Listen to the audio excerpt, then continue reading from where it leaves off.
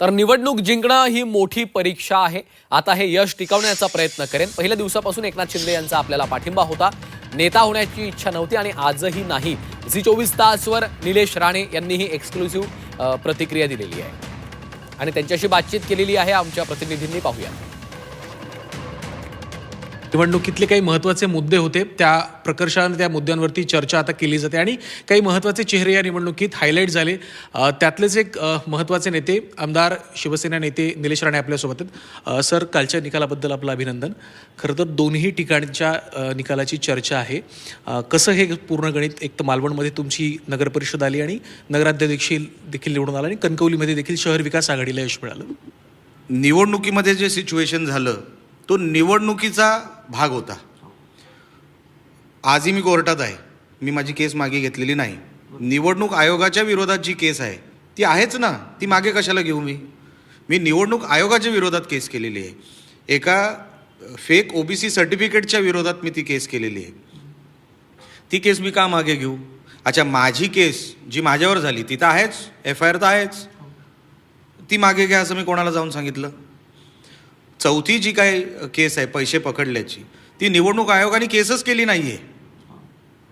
ज्यांच्या घरात केस पकडलं, म्हणजे ज्यांच्या घरात पैसे पकडले त्यांच्यावर केसच केलेली नाही. पुढच्या निवडणुका आता महापालिकेच्या निवडणूक असेल किंवा येऊ घातलेले ज्या काही स्थानिक स्वराज्य संस्था, जिल्हा परिषद असतील, त्या निवडणुकांमध्ये युती व्हावी यासाठी तुम्ही पुन्हा काही प्रयत्न करणार आहात की रवींद्र चव्हाणांसोबत जो वाद झाला त्यामुळे आता सिंधुदुर्गात भाजप आणि शिवसेना वेगळेच राहतील? आमचा प्रयत्न सुरुवातीपासून हाच होता की एकत्रच लढावं. आपण कार्यकर्त्यांसाठी एकत्र लढलं पाहिजे. आपल्या निवडणुका आपण काढल्या, मग त्या बिचाऱ्याने काय पाप केलं आहे, त्यांच्यासाठी आपण काय एकत्र येऊ शकत नाही, तर आलं पाहिजे. हे मी ह्या मागच्या निवडणुकीला पण तेच सांगत होतो.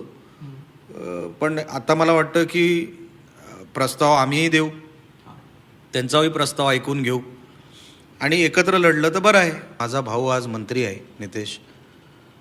मी एवढा खुश आहे की माझा भाऊ आज मंत्री आहे.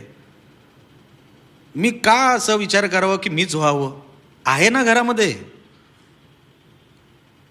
आणि एवढं चांगलं काम नितेश करतोय. मंत्रिपदाला शोभतो. मंत्रिपदाला शोभणारी पण माणसं लागतात ना. एवढं चांगलं काम त्याचं आहे, सगळीकडे महाराष्ट्रात त्याचं नाव आहे. अशा वेळेला एखादी निवडणूक मी जिंकली म्हणून काय माझं प्रमोशन व्हावं, हे समजच चुकीचं आहे. म्हणजे हा समज चुकीचा आहे असं मला वाटतं. काम करत राहावं आणि जेव्हा एक संधी माझ्या घरामध्ये आहे तर मग मी का प्रयत्न करावे वेगळं? मीच आहे ना, नितेश आहे म्हणजे मीच आहे.